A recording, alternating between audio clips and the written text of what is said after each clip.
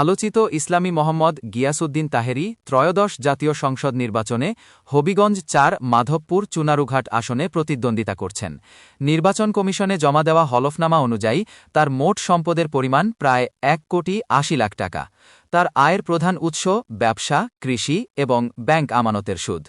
হলফনামায় তাহেরী উল্লেখ করেছেন, কৃষিখাত থেকে বছরে আয় হয় ২৬,৪০০ টাকা, ব্যবসা থেকে আয় করেন ৭,৯১,০০০ এবং ব্যাংক সুদ থেকে পান ২২,৮৯২ টাকা।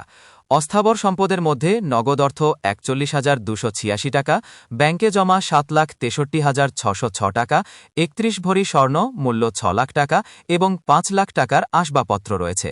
স্থাবর সম্পত্তির মধ্যে ১,৩২,৩৯,০০০ টাকার কৃষিজমি, যার বর্তমান মূল্য ১,৬০,৩৯,০০০ টাকা দেখানো হয়েছে। তবে তাহেরীর স্ত্রী বা নির্ভরশীলদের কারো নামে কোনো সম্পদ নেই। হলফনামায় উল্লেখ করা হয়েছে, তাহেরীর বাড়ি কুমিল্লা জেলার দাউদকান্দি উপজেলার ভাজরা গ্রামে, হবিগঞ্জের মাধবপুরে তার শ্বশুরবাড়ি। সেই সূত্রে তিনি ওই আসনে প্রার্থী হয়েছেন। তার বিরুদ্ধে ৩টি মামলা রয়েছে, যা সবই চলমান। প্রতিটি মামলায় দায়ের হয়েছে ২০২৪ সালের ৫ই আগস্টের পর।